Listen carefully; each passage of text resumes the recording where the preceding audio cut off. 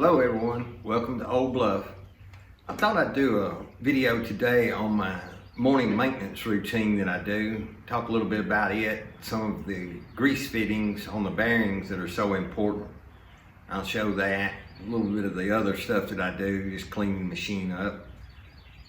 And I've got some fencing material, 4x4, 1x6s. I'm kind of behind on all that. I need to catch up with it. I've actually got some fence here that I'm doing across the front of our property that I'm going to need a good bit on, so I'll be cutting some of that today. Plus I've got a big gnarly pine log. A customer called yesterday, big builder here in town. They're doing a Barndominium. He needed some 2x10s to finish some flooring. It's got to be knotted pine, 2 1/8 by 10 1/4, so it's something that has to be cut specifically for him. But I didn't have a lot of big enough logs to get the 2x10s out of. You remember my 4-inch rule that I've talked about in other videos. If you need 10-inch boards, you need a 14-inch log just to get it out of it. But I had a big gnarly pine log that I've had here probably 1.5 years, and I had it on the back of my mind to use it for something, and I think this would be the perfect thing. But it has some issues. It evidently, when it was taken down, it had a hard hit on the top, and I'll show you the top of it. I was able to, he's needing 12-foot boards. This was about 16 feet long, so I cut 4 feet off of it. Anyway, I cut that off, and then noticed a big crack across the end of the log. So I'll show you that, and we'll get started on it. This is just part of the morning routine. Get out here and clean the machine up a little bit. I usually do it at the end of the day on Fridays, but every other morning I'm out here getting it cleaned up, do the little routine maintenance, get Precious fired up, let her warm up, just get the day going. These are the grease fitting extensions that I bought for the bearings there at the engine and for the lift mechanism. Here you can see I'm cleaning up and greasing the main bearing on the back of the motor, which is the main bearing that you don't want to miss for an extended period of time. You really need to make sure you take care of it because it runs pretty much all the time. Here I'm doing the grease fitting for the carriage lift assembly. A little bit hard to get to. I drilled a hole in there in a previous video. I showed that. Makes it a lot easier to get to. I found on these backstops, if you raise them halfway up, you can get to all the grease fittings fairly easy, because there's several on each one. I think 3 on each one. That lower one there, and you've got the 2 for the lift mechanism itself. I'll show here in a few minutes. This is another lower one there that just makes it a little bit easier to get to by lifting the backstops about halfway up. These are the grease fittings on the top of it for the extension arm that carries the lift to the back. Now, I don't grease these fittings as often as I do the one at the back of the engine on the carriage lift assembly and my vacuum system. And this is one that I have actually missed a time or two because it's hard to see. It's there for the clamp dog. If it's covered up with sawdust, you won't realize that it's there. So I make sure to pay attention to it when I'm greasing. This one under the chain turner is a little bit hard to get to. I lifted it up, the chain turner assembly, lifted it up about halfway to get to the grease fitting. Otherwise it's kind of tucked into the frame and can't hardly get to it. This is where I'm spraying diesel fuel on the roller chain for the saw head travel. It really does a good job. It kind of rinses as it goes, and I noticed as well that you can blow the sawdust off a little bit better than the transmission fluid. You can see where it's rinsing it a little bit. And I went ahead and did the chain for the guide arm. So let's get going on this. I got some fence work that I'm doing on the front of my property, and I'm a little bit behind on my fence material that I usually carry in stock. So I thought while I'm needing mine, I'd go on and kind of stock up a little bit and take care of what I'm needing as well. You can see on this log, it's got a good bit of taper to it, a little flared on the far end, but it's got a fair amount of taper. So I'm adjusting it, trying to get most that I can out of that. It's not a big log, and trying to get these 6-inch boards out of it without a lot of wane on it. You know, I want to make sure I can get a good straight cut on these first cuts here. So I'm checking it, going down and looking with my hand, let the laser light hit the back of my hand just to see if I've got the 6-inch width across there. It's just kind of a guesstimation in looking at it, but it can get you pretty close in doing that. That lasers really come in handy for a lot of different things, especially when you're cutting these smaller logs. You can tell if you've got enough material left on it to keep from having so much bark inclusion in a finished board. You can tell I'm satisfied with it, so now it's time to get up and ride a little bit, do a little cutting. I enjoy that ride along seat. It just makes it a little bit easier on me. I had knee replacement. It's been about a year now. Doing well with it. But man, I got tired of walking beside this thing and stepping around that trailer axle back there. I'd step up on it or walk around it or whatever it took. I got tired of maneuvering around that thing. It ride along seats really made a big difference. And I don't get the lines of grease on my pants leg. You know, you walk behind it, you inevitably once in a while touch that, rub your pants leg on the chain there, and wind up with stripes on your pants. Matter of fact, Steven with Woodmizer that delivered the sawmill, he told me about that. He said, "You're going to have lines on your pants from this thing." He warned me about that. You can see that little flitch there coming off. It was real thin in the center, so I stopped it short of the takeoff conveyor and fed it off by hand. Now I sped these video sections of the takeoff conveyor up. It's a little bit slower than that, but I'm trying to make the video as short as I could so people wouldn't get bored with it. I sped it up. So now I've got it. I'll roll it over, make that companion cut on the other side, and I'll probably go on and leave my 6-inch height on the log. That way when I turn the other direction, I'll be making face cuts, so I'll have that already satisfied, that part of it.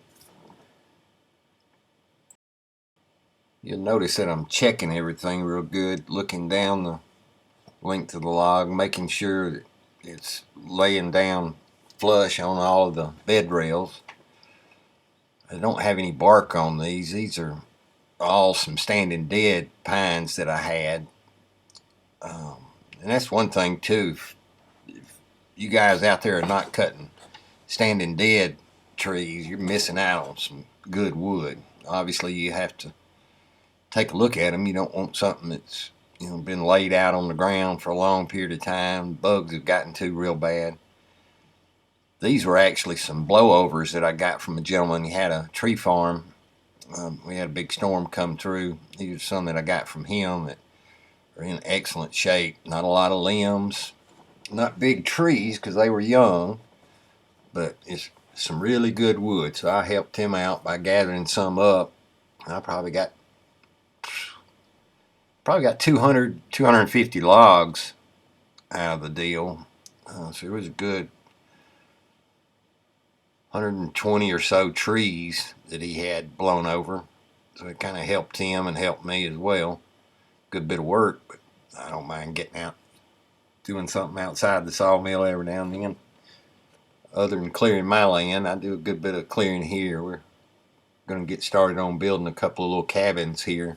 One for rental and one is a home for my wife and I. I'll be showing some of that along as I get started on it.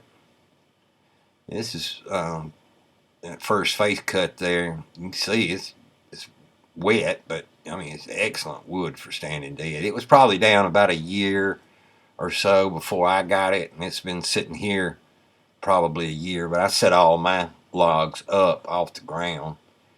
Some really good wood. Not a lot of sap in it. Sap dries up over a period of time for that standing dead. So that makes it a little bit easier in cutting. I've got it rolled over here, gonna make the next cut. You remember I've already got the 6-inch direction cut, so once I make this cut and roll it over and get that last fletch off, I'll just be slicing the boards. I believe on this one I get 1x6s out of it. Here I'm setting the pith. Got it set. I've come up for that top cut. Looking down through there just to make sure of what I've got. Double checking myself there. I think I'm satisfied with it. I'm just looking down the length of the log to see what kind of wane will be there.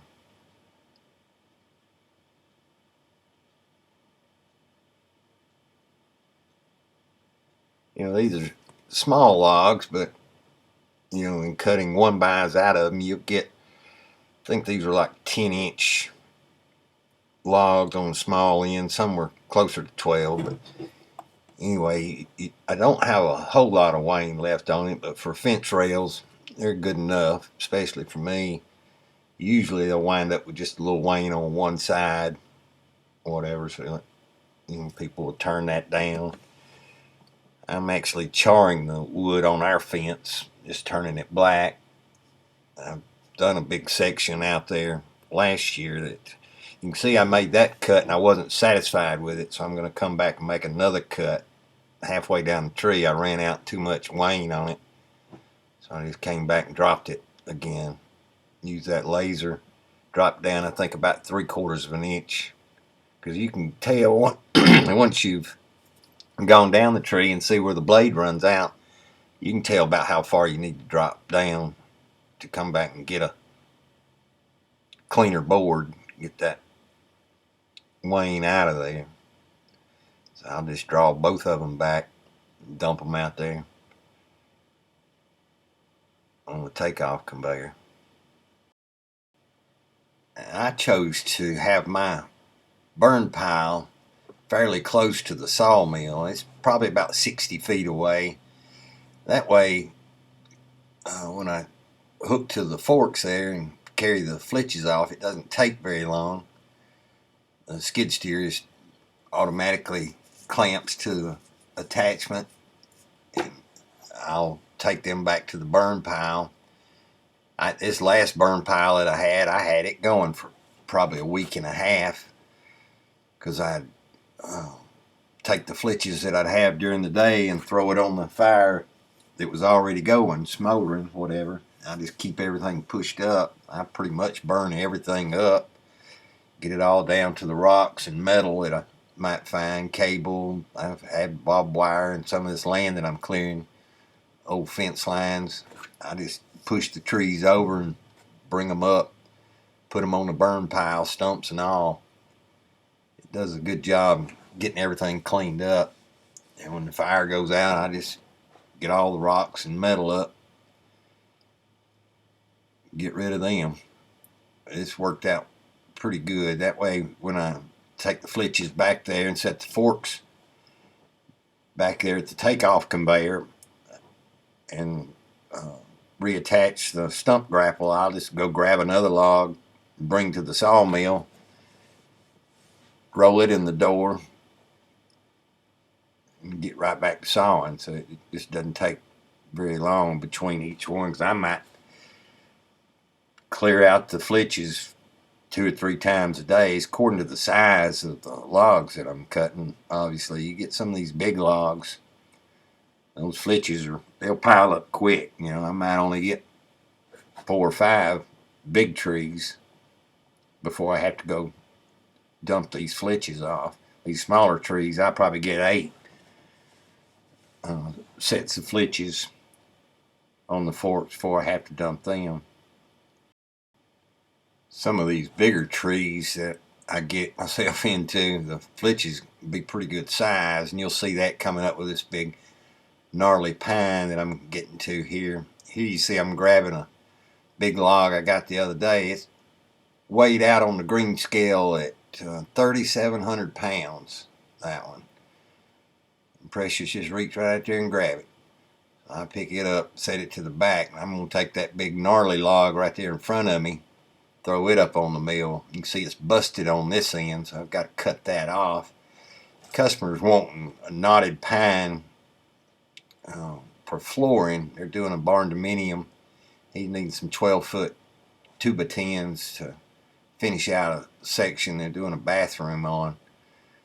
See, I'm bringing it in. I'll cut this bad side off, and that'll leave me about 12'8" for this log once I get it trimmed up.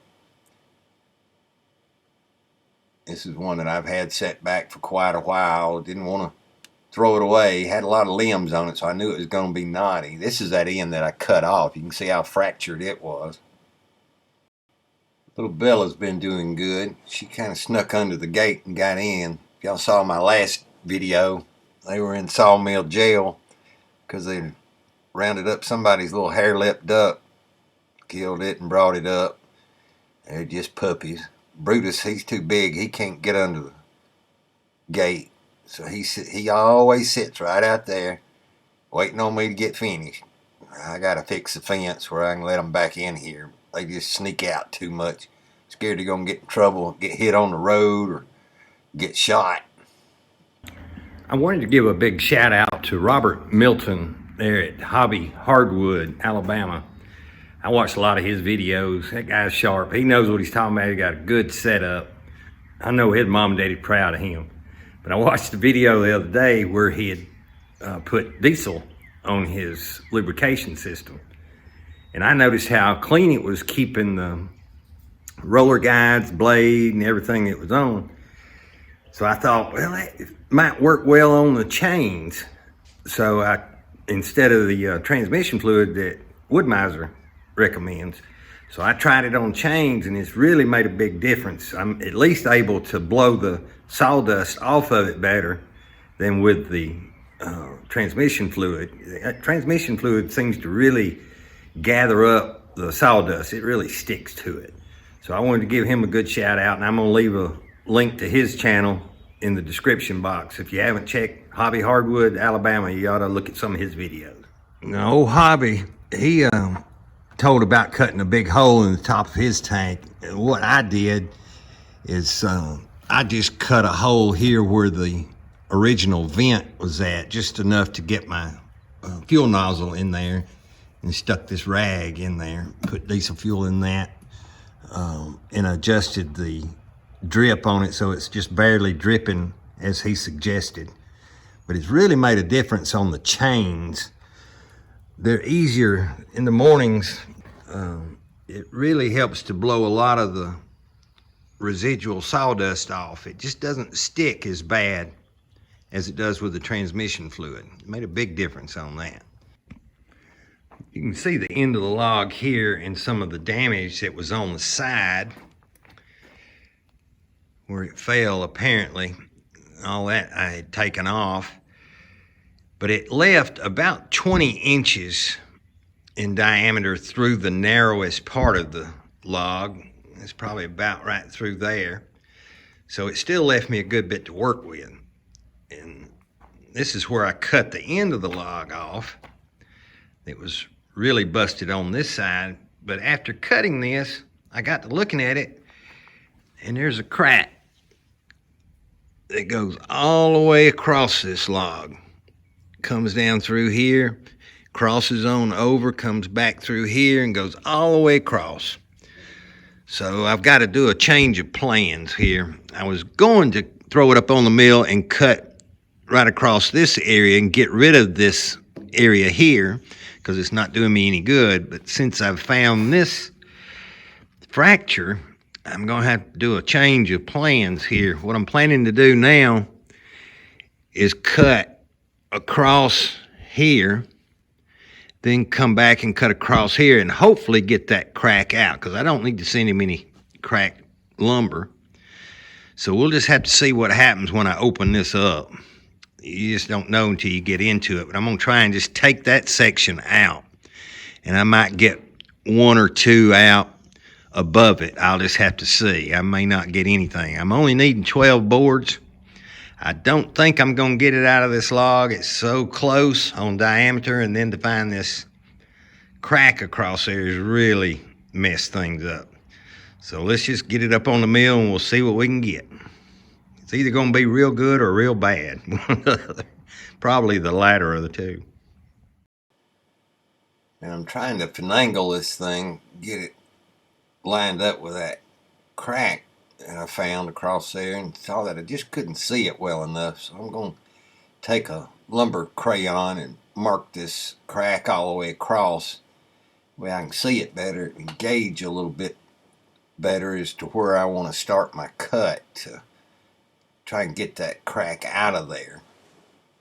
I'll wind up with some short wood, but we'll see. You can see here I've marked it and you can see it a lot better. I've cut a few off. We'll get back to the cutting here, but I can just see it, and I'm going to wind up right there and then drop down again and get most of it out. Here I'm starting my cut on it and try and get it cleaned up, get this top section off and get it out of the way. You get into these big logs, you got these big flitches. That's just another thing that the skid steer comes in handy with. I can just slide those big flitches off to the side and then grab them with the stump grapple and pull them off. I didn't show it there, but you'll see it with these slabs as I start taking them off. I'm able to just grab them, bring them in, and I'll lay them across the loading deck there and come back and edge these off and get what I can out of them. The customer, as I said, wanted knotted pine, wanted to see the knots. A lot of these wound up with such big knots in them that some of them just weren't going to pan out. So I scrapped one or two of them. I got some 2x6s out of them. I was able to do that to save the wood, cut those knots out of it, but it ran me a little bit short on the 2x10s that I needed.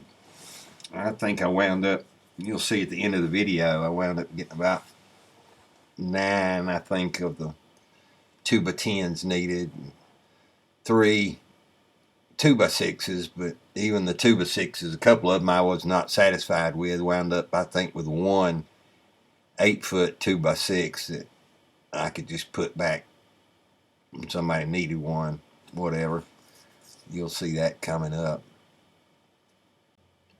Whenever I'm cutting slabs or some timbers for timber framing, whatever, it really comes in handy to just be able to slide them off to the side and then let Precious grab them with that stump grapple and pull them right off the back of the sawmill.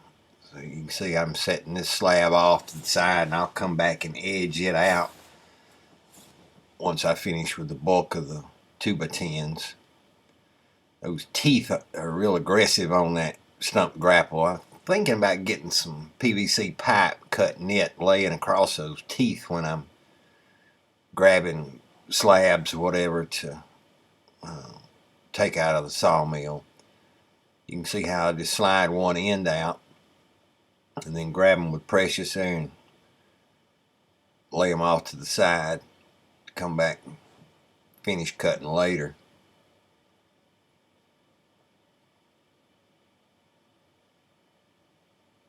I think by putting some pipe across those teeth on the sides of the bucket there, keep from tearing up some of the boards. It's one of these slabs coming off, you'll see it pulls a section up.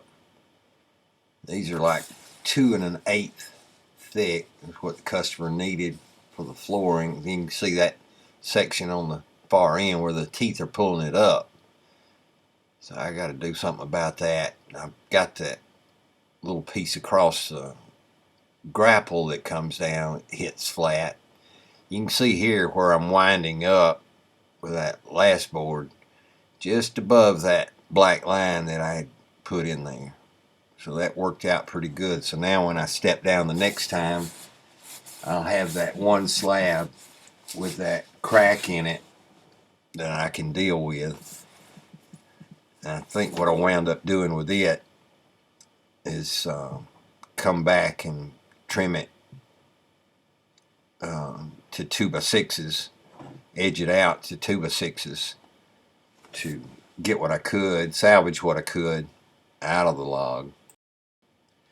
As I had mentioned, I've been cutting really slow going through this log, but I've sped this video up so it wouldn't take so long. But I had the percentage meter at about in between 30 and 34% because of the width of the log and because of these knots. And I had a decent blade on there, started out with a new one as a matter of fact, but still with knotty pine like this, you get into these knots, man, it'll just go crazy and wavy cuts with you. So I have to take it real slow in doing it. This log probably took the better part of an hour and a half to cut up. It just seemed like it went on and on. But you know, that's the only way you're going to get decent faces on the boards, just taking your time. You can see it made pretty good cuts on it. There's a little bit of wave here and there, and you can see how big these knots are. He wanted knotty pine, so he got his knots worth in these boards coming off. So I'll come back and edge those. So now I'm down to this, and I wanted to check that I couldn't move those backstops because I had the log locked in there. I didn't want to do that. So I checking it with the laser to see how close I was going to be on that. It was a little bit close for my comfort, but you'll see here in just a second that laser was dead on where the saw blade went through.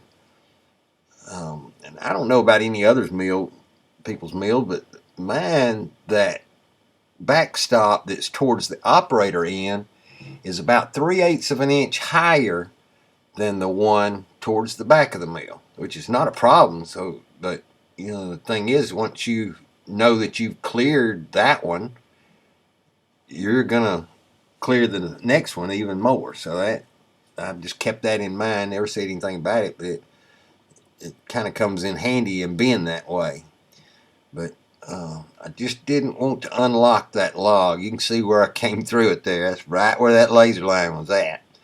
And I actually checked my laser before I started this to make sure it was set accurate. And there's some of the crack that's left in there. It just goes up about 5 feet on the log. So I'm going to have to deal with that. You can see some of that bad knots right there. I think this is another section that I wind up just making 2x6s out of because of these knots. See that big gnarly knot right there? But that crack, there it goes. It extends out about 5 more feet. It ends right there. So I had to just deal with that in 2x6s. So now I've got it rolled over, taking this first cut off, try and get down to where it's 10 inches wide so I can start roll it over and start cutting the boards out of the neck sides that I do. You can see there's a lot of knots on this tree, and it's an old tree. I counted rings on it and got 64, and I didn't even start in the center, because the way they've got those quad knots in the center there, the 4 knots, you really can't see any rings through the middle of it. But starting at the outside of those 4 knots in the center of it, I counted 64 rings. So I really don't know exactly how old this tree is, but it's every bit my age anyway. I've got some pecan trees that are right at 130 years old. I'm going to be doing a video on them before long. Really nice wood. You can see now I've got it to the 10-inch width on the cant here, so I'm going to start trimming it up to start slicing these finished boards off. And this looks like a real huge flitch here, which it is on this side, but it really tapers off quick back over on the other side there where I'm at. And you can see those big knots in there. It's really a gnarly looking piece of wood actually, but once you get the finished boards coming off there, it's not quite as bad as what you see in there. It looks like I'm stepping pretty quick here, but like I mentioned, I've sped these short videos up, so this the whole video won't take near as long, because I wanted everybody to be able to see everything that I've gone through here for the customer. They called me about, I guess, 9:30 Friday morning here. I was cutting the fencing material. They called and described their situation. They needed this material to try to get in. They had their tile people coming over the weekend, so I had this log set back, and I guess it was just for them. So I put it up on the mill, probably 3 o'clock. I had it done. See, I worked right up to lunch, so in about 2 hours, right at it, I had this thing all cut up, and I had about 6 2x10 set back that I got for them, so that let them get their tile guy in. Their situation was where they could make a draw on Monday morning, so I tried to help them with that. And what I've done here is I decided that wane that you see on this side of the cant there, it stops about 7 inches from the far side. So I'm just going to take these couple of boards, set them off to the side, come back and edge them out for 2x6s.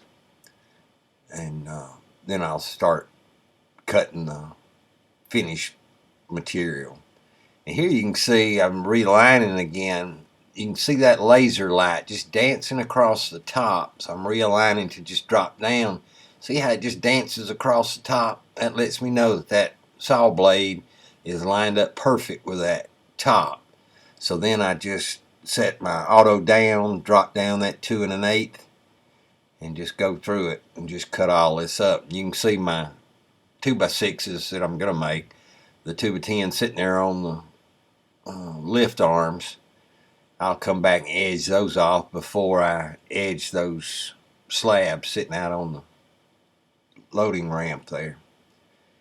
So it's all pretty much blow and go at this point to get these finished and get them out, get them stacked up, and I'll get what I can out of the rest of this material.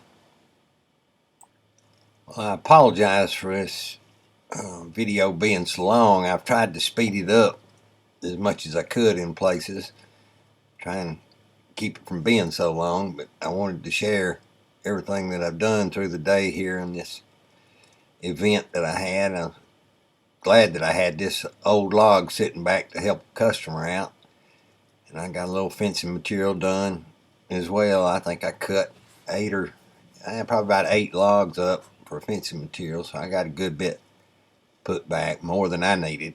So I'll have some put back for other customers as they need it.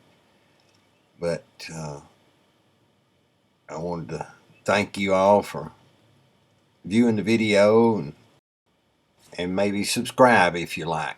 We're going to keep putting the videos out. You can see here now I've got some of these slabs I've set back up on the sawmill. I'm going to edge those out get what I can out of them.